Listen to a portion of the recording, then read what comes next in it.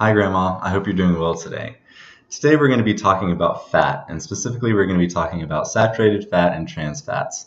And kind of to get started, I wanted just to give you a brief little introduction to say, remember that especially if you're eating packaged foods, that you can always go on one side of them or somewhere on the packaging and find out how much fat is in them. And actually they end up breaking down by the total fat, the amount of saturated fat, unsaturated fat, sometimes polyunsaturated, monounsaturated fat, and even the dreaded trans fat that you hear most people talk about. But we'll talk about trans fat a little bit later.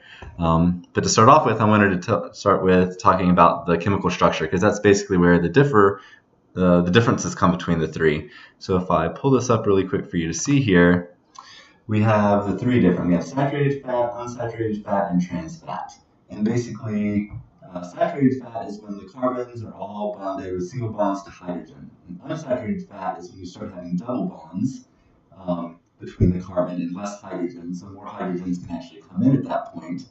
And then trans fat is when you still have the double bond, but those hydrogens end up actually being on opposite sides of the double bond and not on the same side of the bond. And that's where we can start getting into problems and why trans fat is actually bad for you. So we'll talk about that here in a little bit. But to start off with some little facts I wanted to share with you is that the dietary guidelines for Americans in 2010 stated that if you were to consume less than 10% of your calories from saturated fatty acids, that was the recommendation that they gave you. And they wanted you to replace those with monounsaturated or polyunsaturated fatty acids.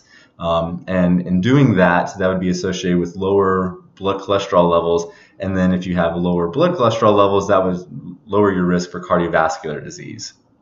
So getting into talking about saturated fat and total cholesterol, your LDL level, and coronary heart disease, there are three main propositions that we can talk about. We can talk about that saturated fat increases total cholesterol and LDL levels, and that if total cholesterol and LDL levels are elevated, then you would have an increased risk for coronary heart disease. And then that said, if you have an increase in saturated fat, then the thing should be true of saying that eating a lot of saturated fat would then also increase your risk for coronary heart disease. And there's a research for both sides of this. Many research studies are done with small groups and large groups of people investigating this.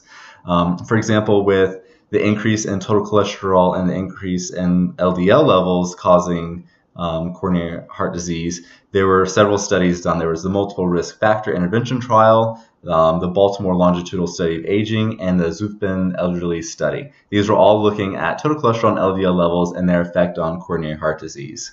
Going back and talking about saturated fat and saturated fat causing heart disease, one of the big studies done was by a man named Key, and it was called Key's Study of Countries. And over the course of 25 years, he studied coronary heart disease death rate and kind of published it as a per 1,000 person in 16 countries that he studied. And he found out that coronary heart disease was actually, mortality was the highest in countries that had high fat intake and high saturated fat intake. And it actually was the lowest lowest rate of coronary heart disease in countries with the lowest fat intake. But with all these different studies that were done, there are mixed studies showing that saturated fat will actually lead and or cause coronary heart disease. But enough of saturated fat, let's talk about trans fat. So what is trans fat? I showed you kind of the picture of trans fat. The idea, you have the double bond and you have the hydrogens coming off of opposite sides of the double bond. So trans fat is a byproduct of hydrogenation, where you're adding all these extra hydrogens.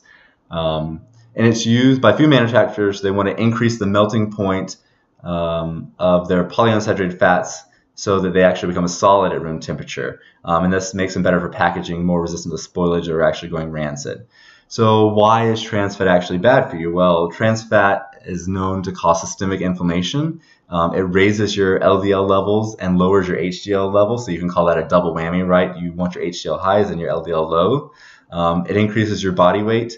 And a fun fact, in 2005, we were eating 5.8 grams per day of trans fat, but that number's actually been dropping ever since. Where are you getting all this trans fat in your diet? So major food sources of trans fat are actually coming, mostly 40% actually coming from cakes, cookies, crackers, pies, and breads, with the second largest amount coming from animal products, around 21%, and then margarine actually 17%. And the USDA, or the U.S. Department of Agriculture, actually recommends that we limit our trans fat intake to less than 1% of our daily caloric intake. I hope this information is kind of beneficial to you, Grandma. You have a good rest of the day.